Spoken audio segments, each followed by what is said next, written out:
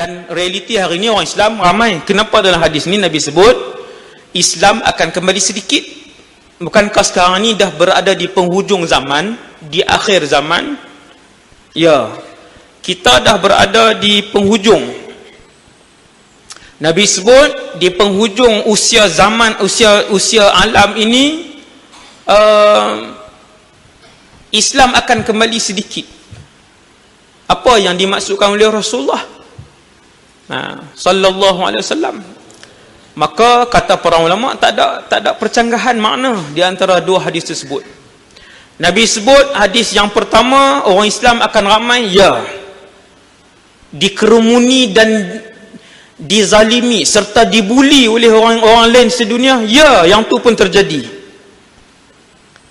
Dan apabila Nabi sebut keadaan Islam ini akan kembali seperti awalnya dahulu, iaitu kembali ghuraba, kembali sedikit, maka kata para ulama, ghuraba adalah seperti yang dimaksudkan oleh Rasulullah. Sedikit itu ialah hanya sedikit daripada mereka yang benar-benar mengamalkan ajaran Islam. Hak ni betul. Yang ni betul. Apabila Rasulullah sebut hanya sedikit saja yang akan kembali kepada keadaan seperti asal dahulu Islam berkembang. Tak ramai yang pegang dengan Islam ketika Islam mula berkembang dahulu di Mekah, begitulah di akhir zaman.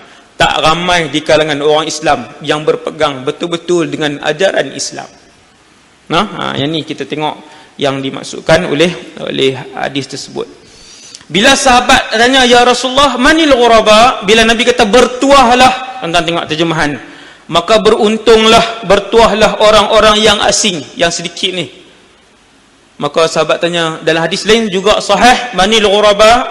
Ya Rasulullah, siapa yang bertuah ni, yang sikit ni? Nabi pun sebut, mereka yang mengamalkan ajaran aku sepenuhnya ketika orang lain merosakkannya, mematikan ajaran aku tersebut.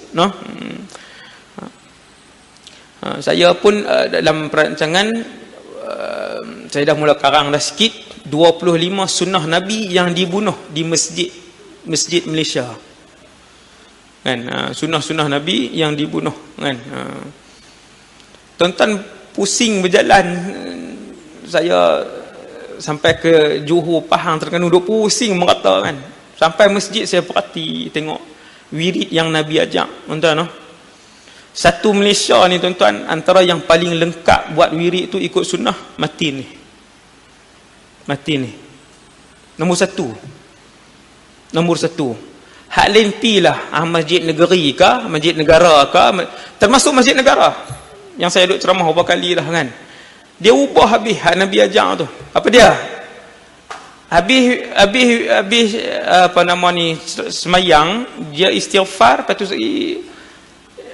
dia baca ayat kursi, Al-Fatihah. Dia tak habis.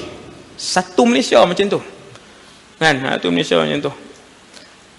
95% saya pusing sampai Sabah, sampai Sarawak sama, kan, kecuali Matin. Cuma ada satu je sunnah di sini yang juga dimatikan, yang masuk dalam senarai 25 yang saya karang tu, iaitu bila azan Isyak kita tak bagi laluan azan. Hak tu kena hidupkan. Yang tu saja, kan. Hak lain tu alhamdulillah lah, kan. Sini nombor 1 lah. Termasuk doa Allahumma inna ala zikrika wa syukrika wa husna ibadatik, kan. Doa tu doa lepas mayang. Nabi suruh Sayyidina Muaz baca, kan, lepas mayang.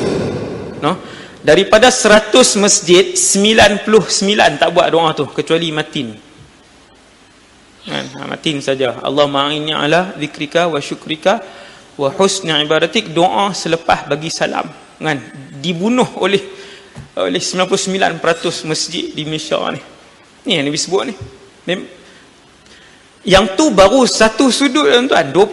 25 tu saya himpun yang dibunuh di masjid dalam Malaysia ni. Sunnah yang memang sabit dengan hadis yang sahih, tapi dibunuh dengan kejam, kan. alladzina yuslihun ma afsadan nas, ketika manusia membunuh sunnah aku, kata Nabi, ghuraba, golongan sedikit ni menghidupkan sunnah itu. Tuan. Jadi kena hidupkan balik hak Nabi ajar ni. Tu tak tengok lagi yang benda-benda lain dalam kehidupan kita yang berkait dengan ajaran Islam. Yang lain lagi banyak lah, no? Yang lain lagi banyak.